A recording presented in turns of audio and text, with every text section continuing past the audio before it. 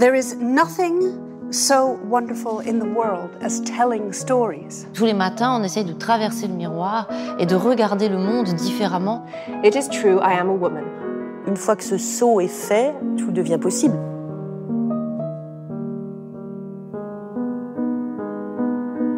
Bonjour, je suis Charlotte Casiraghi. Bienvenue dans le podcast des rendez-vous littéraires Rue Cambon.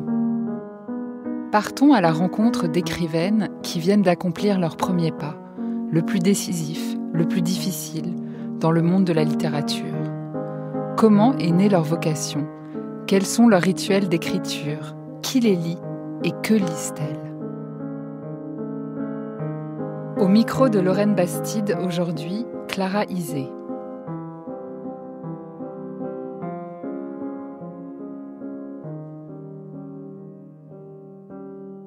Clara Isé, c'est un plaisir de vous avoir face à moi.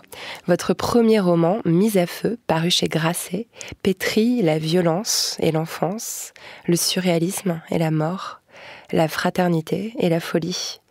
Il y a quelque chose d'un peu magique dans votre écriture, une connexion à l'invisible qu'on retrouve dans votre travail de musicienne. J'en sais quelque chose, votre chanson « Le monde s'est dédoublé », je l'écoute en boucle depuis plusieurs mois et c'est vraiment une expérience mystique à chaque écoute.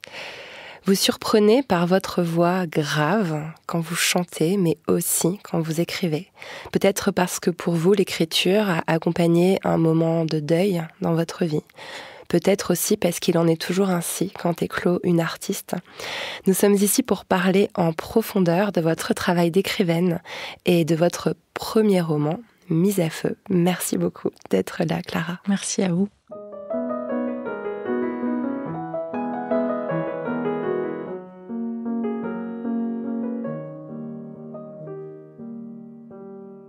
Alors pour commencer, j'aimerais savoir comment s'est faite votre rencontre avec l'écriture. Ma rencontre avec l'écriture, elle s'est faite très jeune. Les deux rapports un peu premiers, ça a été avec mon frère quand on était petit, où on s'était amusé à inventer une langue qu'on appelait la langue du monde. Et où du coup, je crois que mon premier rapport à l'écriture, ça a été un rapport d'invention d'une langue du coup qu'on comprenait à deux, un peu contre le monde. Il y a vraiment cette idée d'écrire pour trouver une alliance en fait.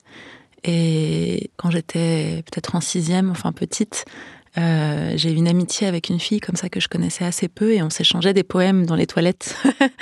Quand j'y réfléchis, je me rends compte que mon rapport à l'écriture est vraiment né d'un rapport à l'écriture cryptée, à l'écriture poétique, du coup à l'écriture presque beaucoup plus liée à la musique qu'au sens.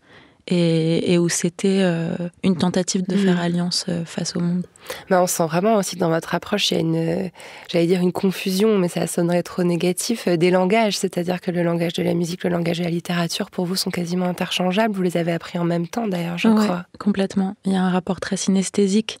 Pour moi, l'écriture est presque plus du côté de la musique, en fait, que du côté de la parole, où il y a une volonté de transcrire quelque chose d'indicible.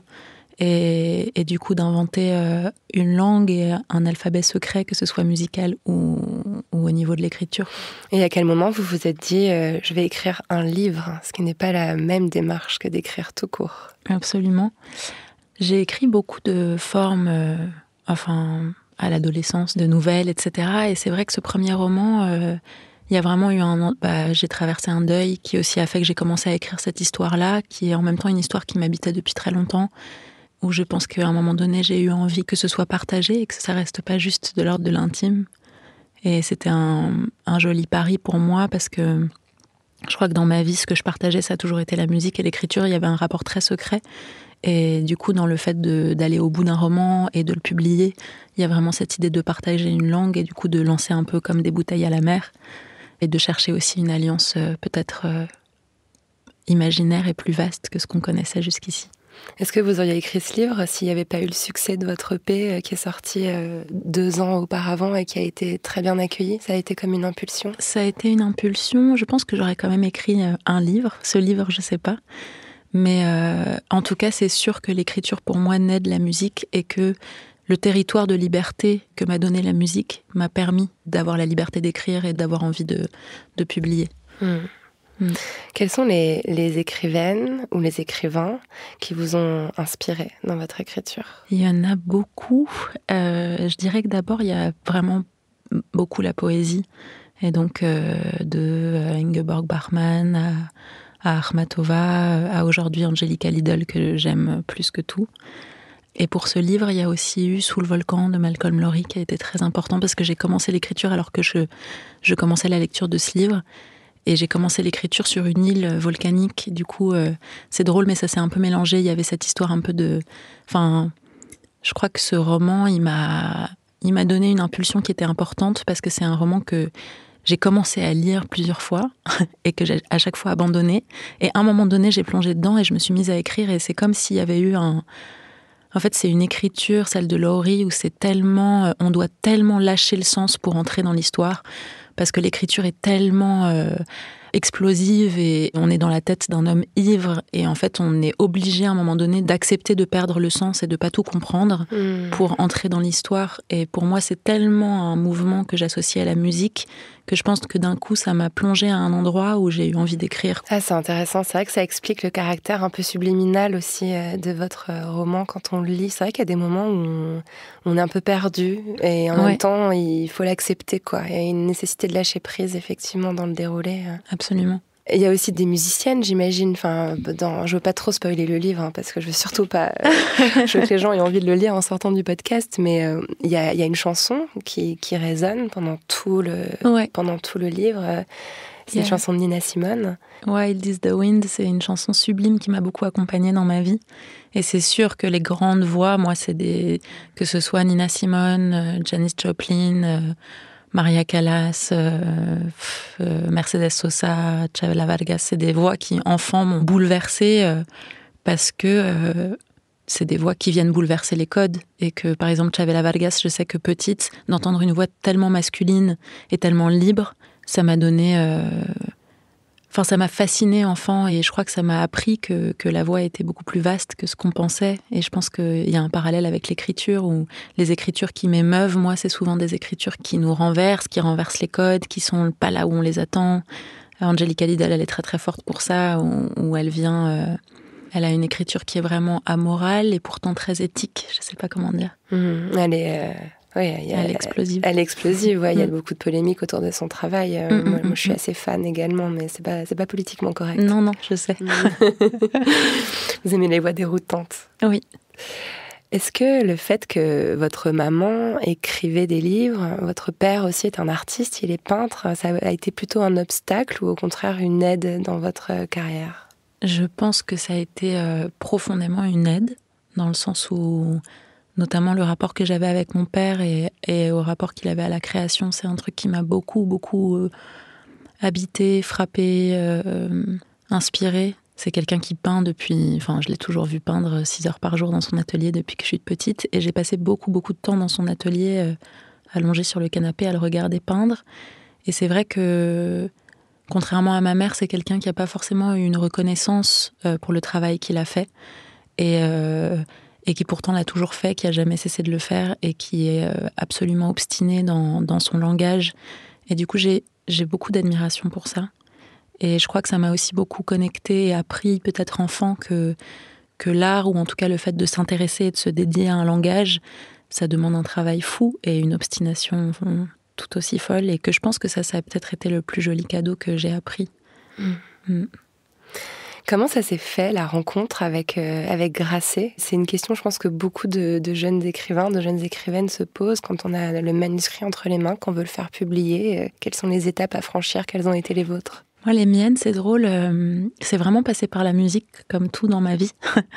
Où en fait, j'avais commencé à écrire ce roman et j'en parlais beaucoup à Mélissa, qui du coup est mon attachée de presse, ma coéditrice et qui est un peu ma fée dans la musique.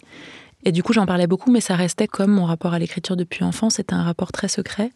Et à un moment donné, elle m'a dit « Mais tu sais, j'ai 2 éditrices qui m'ont écrit parce que elles adorent les textes de tes chansons.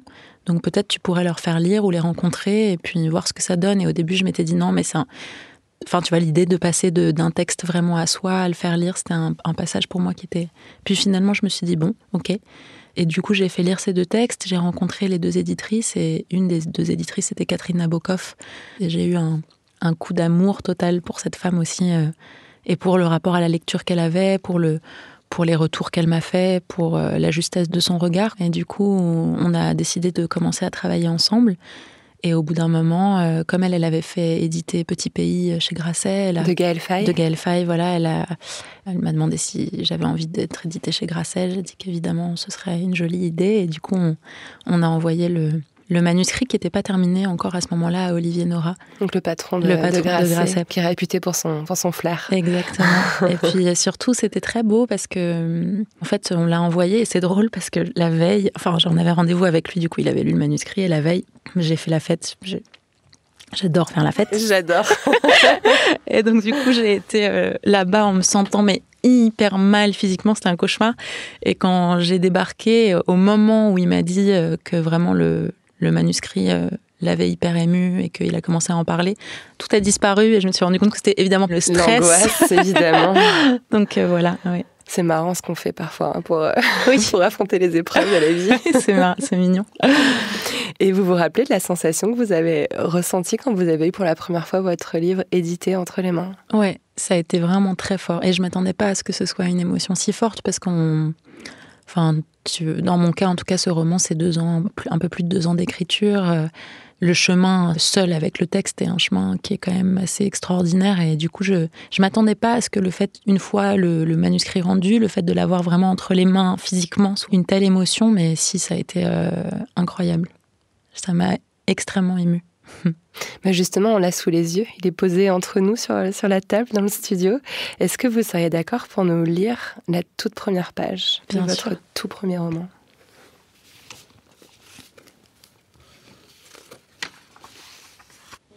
Prologue.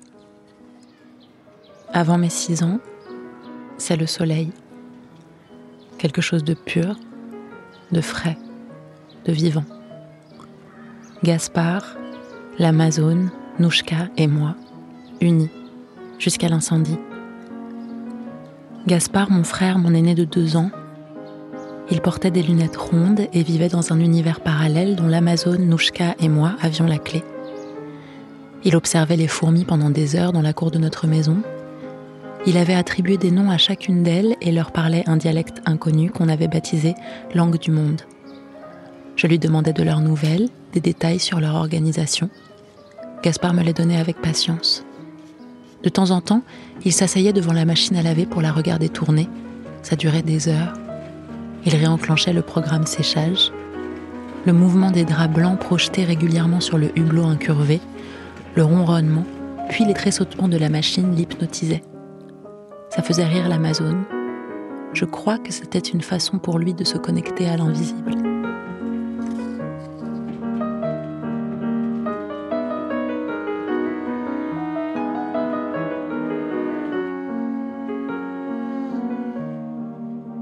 Petit frisson.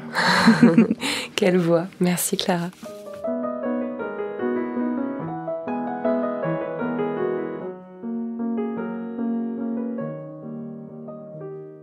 Comment vous écrivez ? Quels sont vos rituels d'écriture ? Je crois qu'un de mes rituels d'écriture, c'est d'essayer de casser les rituels, c'est-à-dire de me court-circuiter. J'ai essayé de réfléchir pourquoi je faisais ça, et je crois que je fais ça parce que j'ai lié l'écriture enfant à des moments de grande angoisse ou de tristesse, et où l'écriture, c'était vraiment une façon de me raccrocher avec le réel, et du coup de traverser quelque chose. Et je crois que du coup, j'ai besoin, dans le processus de l'écriture, de retrouver cet endroit de nécessité. Parfois, quand tout va bien, et heureusement, j'ai besoin dans la forme de l'écriture de retrouver un endroit de lutte. Ça m'arrive beaucoup d'écrire dans des cafés, d'écrire dans des endroits où il y a un brouhaha, c'est drôle parce que ça me fait penser il y a une conversation incroyable entre John Cage et Morton Feldman, où Morton Feldman parle de son rapport à la composition, etc. Et il dit que pour lui, être compositeur, à un moment donné, c'est être deep in thought, de plonger vraiment profondément en soi. Et Morton Feldman parle de la radio en disant qu'il supporte pas les radios, qu'il y a de plus en plus de radios et qu'en fait, ça le déconcentre et qu'il peut pas être complètement à son langage. Et Cage a une réponse sublime où en fait, lui, il dit « mais on a une nécessité éthique en fait de faire avec le monde ». Et du coup, de s'isoler complètement du monde, c'est pas forcément une réponse en fait. Et Cage dit à Morton Feldman, mais qu'est-ce que tu ferais si par exemple on jouait ton œuvre maîtresse dans un espace et qu'en fait il y a une porte ouverte et derrière il y a la radio. Est-ce que tu fermerais la porte ou pas? Et Morton Feldman lui dit non, je laisserai la porte ouverte, mais j'éteindrai la radio. Et Cage dit mais la radio en fait c'est le monde, on peut pas faire sans le monde en fait. Pour lui toute la modernité c'est justement de faire avec la radio et de comprendre que c'est l'art qui est une intrusion dans le monde et pas le monde qui est une intrusion dans l'art. Je dis ça parce que je crois que ce qui m'intéresse dans le fait d'écrire dans des univers qui sont pas absolument tranquilles, c'est aussi de veiller à pas m'extraire totalement du monde, je crois. C'est intéressant parce qu'il y a un double mouvement dans ce que vous décrivez, c'est-à-dire qu'on a l'impression que vous avez besoin d'un état un peu de transe, presque chamanique dans votre écriture. Ça ne doit pas être quelque chose qui se fait de 9h à 18h à une table isolée. Et en même temps, un besoin de rester ancré, c'est peut-être aussi pour compenser cet envol que vous avez besoin de rester ancré dans le brouhaha du monde. Complètement. En effet, j'ai besoin d'entrer dans un état qui est un état un peu second et où en même temps, j'ai très peur de me déconnecter complètement du monde. Et du coup, c'est comme si les voix un peu autour, ou parfois juste la respiration de quelqu'un dans la pièce d'à côté, c'est comme si quelqu'un faisait le guet dans le réel et que du coup, il y a une corde de rappel et que précisément, ça me permet de plonger un peu plus profondément. Wow. Ça ressemble un peu à Nin, d'ailleurs, dans le roman. Oui, complètement. C'est-à-dire qu'on sent qu'elle pourrait effectivement partir dans un autre monde comme le fait son frère, mais qu'elle a toujours le réel, la fête, l'amitié, la musique. Qui la retient. La retient par ses fils. C'est très beau. Et vous écrivez comment? Je vois que vous avez un petit carnet en cuir noir posé devant vous. Vous écrivez à la main ou à l'ordinateur? À l'ordinateur. Ouais. J'écris à l'ordinateur, mais je prends plein de notes sur des carnets un peu tout le temps et ça me nourrit beaucoup. Typiquement, cette conversation là entre Cage et Feldman que je viens de découvrir, il y a des petites choses ou les livres que je lis qui me passionnent, ou parfois des scènes de vie un peu quotidiennes mais qui d'un coup m'émeuvent. Ou disons que l'écriture, j'ai l'impression que c'est plus l'écriture à la main. Il y a ce truc d'outil depuis l'enfance et qu'à un moment donné, pour écrire vraiment... la fiction, je passe sur l'ordi. Et vous réécrivez beaucoup? Et je réécris beaucoup, ouais. Enfin, en fait, je fais vraiment un mélange des deux. Sur les premières étapes d'écriture, je retouche presque rien. Et après, par contre, je prends vraiment énormément de temps de réécriture, de correction. Mais par exemple, toute la fin du roman, le dernier chapitre, par exemple, j'ai quasiment rien retouché. Un jet. C'est un jet, ouais. Et puis d'autres, j'ai passé des heures et des heures et des heures à retoucher quasiment chaque mot. Donc ça dépend vraiment... Ça dépend de la musique, en fait, c'est drôle, c'est très lié à la musique. Moi, je lis beaucoup à voix haute mon texte. Et à un moment donné, on sent, quoi. Enfin, en tout cas, moi, j'ai l'impression de sentir quand tout d'un coup, la rythmique, elle est juste ou quand elle n'est pas totalement juste. Il y a d'ailleurs beaucoup de dialogues dans le livre. C'est presque la majeure partie, en fait, du texte. C'est des dialogues. Je pense qu'il y a de plus dur à écrire. Vous avez une méthodologie particulière? Non, si ce n'est que... Moi, je crois profondément que, comme la musique travaille avec les sons, je crois que l'écriture travaille avec la mémoire, et que du coup, c'est plutôt... mon travail à moi, c'est plutôt de me mettre dans cet état dont on parlait un peu second, et qui fait qu'à un moment donné, la mémoire réémerge, même si elle est modifiée, évidemment, et que du coup, évidemment, je retravaille les dialogues, etc. Mais j'essaye que ça sonne. Enfin, j'essaye que ça sonne juste, et que ça sonne juste aussi dans la mémoire. Je sais pas comment dire. En les lisant à voix haute, alors j'imagine. Bien sûr, ouais. Il y a aussi un rapport particulier à la langue qu'on entend aussi dans votre musique. La première fois qu'on vous voit sur scène, j'ai eu la chance de vous voir à la Boule Noire il y a quelques temps. C'est très déroutant de vous entendre chanter avec la même perfection en anglais, en espagnol et en français, qui sont 3 langues que vous maîtrisez. Et dans le livre, c'est pareil, il y a des bribes de musique, il y a même un langage des oiseaux. Quel rapport vous avez à la langue française, qui est quand même la langue aussi de votre ouvrage? Ce que j'adore dans le fait de chanter en plusieurs langues, c'est que je crois vraiment qu'on n'est pas du tout les mêmes personnes dans les différentes langues qu'on parle. Je suis tellement d'accord avec ça. Et du coup, je trouve que ça nous permet en fait d'explorer plusieurs identités, ce que je trouve assez fascinant. Par exemple, dans le texte, je crois que pour moi, la langue des oiseaux et la langue que les enfants parlent avec Nouchka, c'est vraiment leur langue en fait. C'est leur langue à deux. C'est le symbole du langage de l'enfance. Enfin, il y a vraiment deux trajectoires différentes des deux enfants. Gaspard, il entend du coup la langue des oiseaux. Et je pense aussi que c'est aussi lié au fait que quand on est enfant, on a une haute sensibilité au monde. Et je pense que vraiment, parfois, on peut comprendre des choses qu'on oublie après. Et je suis persuadée qu'on peut comprendre les oiseaux. Et les deux enfants comprennent cette pie. Et c'était aussi un langage qu'ils partageaient avec leur mère. Et c'est vraiment le symbole de leur trajectoire différente, qui est que Gaspard, il entend de plus en plus de voix, plus il grandit, parce que l'imaginaire, pour le coup, justement, l'isole du monde. Lui, il n'a pas de corde de rappel avec le monde. Et elle, Nine, au bout d'un moment, elle se met à plus comprendre l'oiseau, mais c'est un arrachement. Elle est exilée du monde de l'enfance, et en même temps, c'est ce qui la sauve, parce que c'est en effet parce que d'un coup, elle a tellement lutté pour imaginer un réel désirable que finalement, le réel devient désirable, et que du coup, elle a plus tellement besoin de ce langage de l'enfance, mais elle le vit comme un exil. Vous croyez en la magie, Clara Isé? Vous croyez au pouvoir que les mots peuvent avoir sur le réel? Ah oui, absolument. Je crois à la magie dans le sens où je crois que l'imaginaire a une force incroyable de transformation du monde. Et je pense que les mots ont ce pouvoir-là, et d'autant plus quand on invente une langue, je crois. Je veux dire, même musicalement, ou quand on essaye de trouver la langue qui sonne juste en soi. Il y a cette force-là que plus on imagine quelque chose, plus on a de chances que cette chose arrive. Il y a cette phrase sublime de Lacan qui dit « Ne cédez pas sur vos désirs ». Et je crois que d'être fidèle à une langue, c'est ça. C'est croire en la magie, c'est croire en la possibilité de transformation du monde à travers l'imaginaire. Et ce titre, Mise à feu? Mise à feu, pour moi, c'était aussi une manière justement magique d'ancrer quelque chose de l'ordre d'un début. J'avais envie que ce livre, il appelle d'autres livres, et du coup, la mise à feu, c'était une manière de dire que c'était une histoire qui commençait. Ensuite, pour moi, dans Mise à feu, il y a à la fois quelque chose de violent, et en même temps, dans le roman, il y a vraiment une présence très très forte du feu, puisque tout le livre commence par un incendie et se termine par la compréhension aussi de cet incendie et de tout ce que cet incendie a généré. Et pour moi, évidemment, le feu, il est à la fois destructeur et régénérateur. Du coup, dans Mise à feu, il y avait vraiment cette idée de qu'est-ce qu'on fait d'un drame, qu'est-ce qu'on fait de ce qui détruit, et comment, avec les mêmes matériaux qui détruisent, et ben, avec ces mêmes matériaux-là, on peut reconstruire et on peut inventer un futur désirable.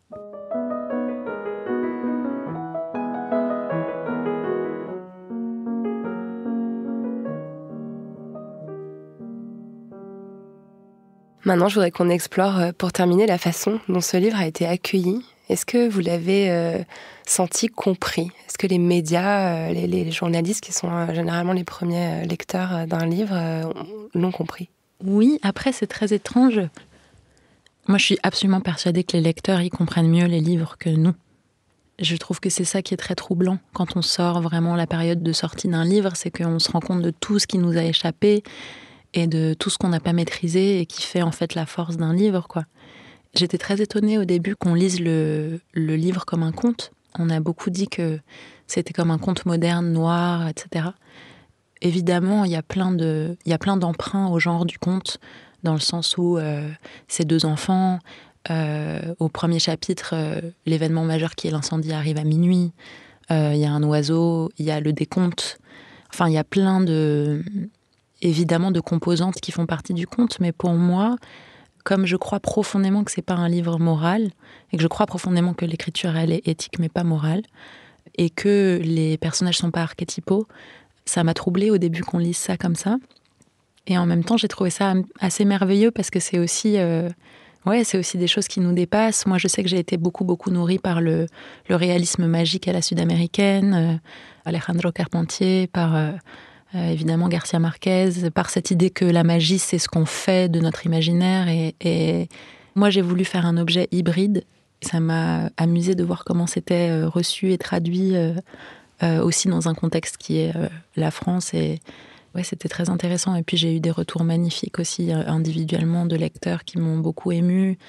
Je sais qu'il y a une dame, par exemple, c'est tout bête, mais qui m'a écrit en me disant que son enfant était né avec un bec de lièvre, et que du coup elle l'avait appelé Quentin, comme le personnage de mon roman. Ou j'ai aussi évidemment beaucoup de personnes qui m'ont écrit pour me dire que le roman les avait aidés à traverser le deuil aussi. Et c'est un moment très émouvant, parce que parce que ça devient très concret que les romans sont bien plus vastes que nous. Ils ont leur propre vie. Ouais. Et je m'interrogeais, j'espère que c'est pas une question trop intime, mais sur la façon dont vos proches, je pense notamment à votre frère, avaient accueilli ce livre. C'est drôle parce que ça a été... mon père m'a énormément émue, puisqu'il a lu le livre et on a vraiment eu un moment très fort. Enfin, ouais, c'était assez fort. Et mon frère, c'est drôle, ce livre lui est dédié du coup. Et puis, évidemment, c'est complètement romanesque, etc. Mais c'est quand même une grande déclaration d'amour à mon frère aussi. Et c'est le seul qui n'ait pas lu le livre. Ah tiens, comme oui. C'est surprenant. Exactement. Et ça m'étonne pas du tout de lui, mais j'adore aussi, parce que du coup, je me dis que c'est comme une pierre posée entre nous et que le jour où il aura envie de le lire, il le lira. Et ça m'émeut, en fait, que ce soit comme un objet magique qu'il n'est pas encore allé ouvrir. Peut-être qu'elle est un peu brûlante, la pierre. Peut-être. Faut lui laisser le temps de refroidir. Exactement. C'est beau.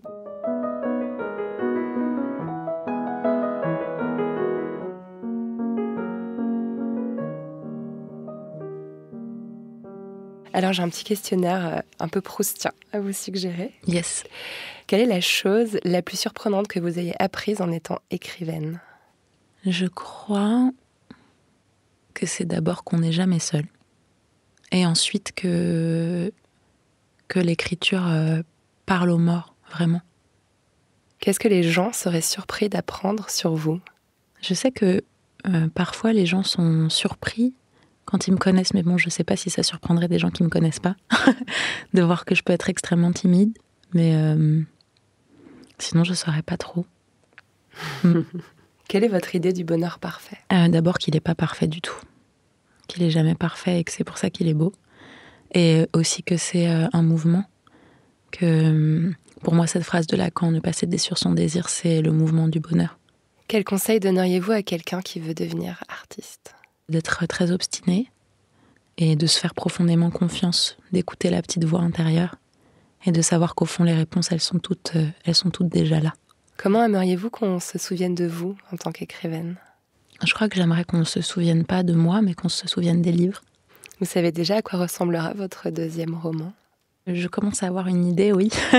Mais comme je suis très superstitieuse, je la garde pour moi. Je comprends parfaitement. Merci infiniment, Clara Isé. C'était un vrai plaisir d'échanger avec vous. Merci à vous.